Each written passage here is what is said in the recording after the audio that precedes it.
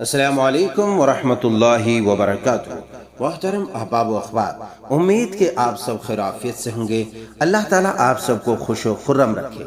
آج ہم ایک ایسا واقعہ ذکر کرنے جا رہے ہیں جس کے مختلف پہلو ہیں، جس کے کچھ پہلو دلچسپ ہے، کچھ پہلو دل خراش بھی ہے اور کچھ پہلو دلدوز بھی ہے۔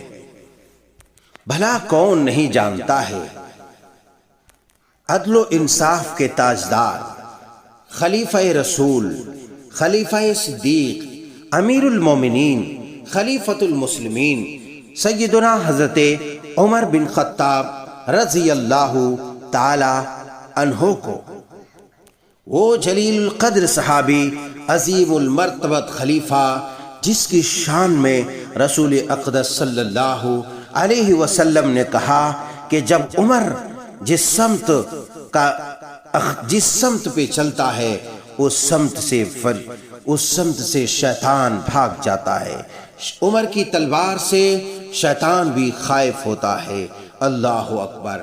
ہم اس عظیم المرتبت جواں مرد صحابی رسول کا ایک نایاب واقعہ آپ کی سماعتوں کے حوالے کر رہے ہیں، اور سیدنا حضرت ابو بکر صدیق رضی اللہ تعالی عنہ کی صداقت و امانت، دیانت و بردباری اور فہم و فراستی کو کون نہیں جانتا ہے۔ آپ اس عظیم جرنیل کے خلاف جب امیر المومنین، خلیفہ رسول، نائب رسول سیدنا ابو بکر صدیق رضی اللہ تعالی عنہ کا فیصلہ صادر ہوا، آپ واقعہ سن کر حیران و ششدر کے دریا میں ڈوب جائیں گے۔ آئیے ہم شروع کرتے ہیں۔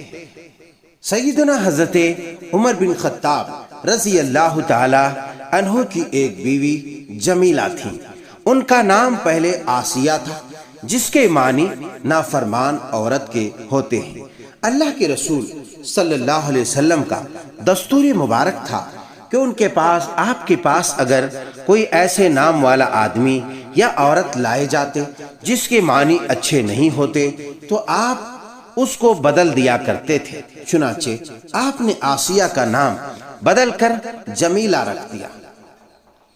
سیدنا حضرت عمر بن خطاب رضی اللہ تعالی عنہ کے بیٹے سیدنا حضرت عاصم بن عمر بن خطاب رضی اللہ تعالی عنہما انہی کے بطن سے تھے۔ عاصم ابھی چھوٹے ہی تھے کہ کسی وجہ سے سیدنا حضرت عمر رضی اللہ تعالی عنہ نے جمیلہ کو طلاق دے دی۔ یہ حضرت ابو بکر صدیق رضی اللہ تعالی عنہ کا زمانہ خلافت تھا۔ سیدنا حضرت عمر فاروق رضی اللہ تعالی عنہ پہلے مقام قباء میں رہائش پذیر تھے، بعد میں مدینہ آ گئے تھے۔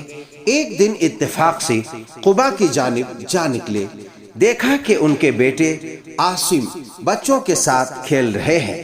بیٹے کو دیکھا تو پیدری شفقت غالب آ گئی، بیٹے کو سینے سے لگا لیا اور پکڑ کر گھوڑے پر بٹھا لیا، ساتھ لے جانا چاہا۔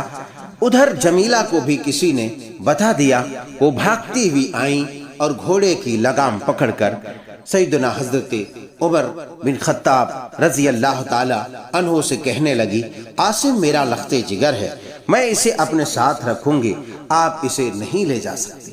مگر حضرت عمر رضی اللہ تعالی عنہ چھوڑنے کے لیے تیار نہیں تھے، عاصم کو ساتھ لے جانا چاہتے تھے۔ اختلافی باتیں شروع ہو گئیں، جھگڑے نے طول پکڑا۔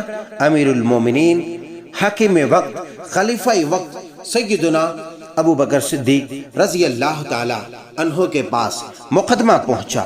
دونوں نے اپنے اپنے حق میں دلائل دیے اور امیر المومنین نے مقدمے کی بغور سماعت کی اور فیصلہ صادر فرمایا کہ عاصم اپنی ماں جمیلہ کے پاس رہے گا۔ اللہ اکبر۔ سیدنا حضرت عمر فاروق رضی اللہ تعالی عنہ نے اپنی تمام تر عظمت و جلالت اور خودسری کے باوجود اپنے خلاف فیصلہ سنا اور پھر خلیفۃ الرسول کے فیصلے کے سامنے اپنی گردن جھکا دی اور اس فیصلے پر کوئی انگشت نمائی نہیں کی اور عاصم کو ان کی ماں ہی کے پاس چھوڑ دیا۔ سبحان اللہ! آپ دیکھ سکتے ہیں کہ کس قدر اس واقعے کا ایک ایک پہلو نصیحتوں سے لبریز ہے۔ عزیزان گرامی، ایک انسان جب اللہ اور اس کے رسول کے خاطر زندگی جیتا ہے اور اللہ اور اس کے رسول کے ماننے والوں سے اور اللہ اور اس کے رسول سے محبت کرتا ہے تو قرآن و سنت کے مطابق صادر ہونے والے تمام فیصلوں کو بصر و چشم قبول کرتا ہے، کسی بھی طرح کے کوئی ہچکچاہٹ اور چوچرائی کا مظاہرہ نہیں کرتا۔ ایک فاروق کے شان کے مطابق بات ہی یہی تھی کہ ایک صدیق کے فیصلے پر کوئی انگلی نہ اٹھائے۔ اللہ ان پر کروڑہاں کروڑ رحمتیں نازل فرمائے اور ہم سب کو ان کے نقش قدم پر چلنے کی توفیق عطا فرمائے۔ والسلام علیکم ورحمۃ اللہ وبرکاتہ۔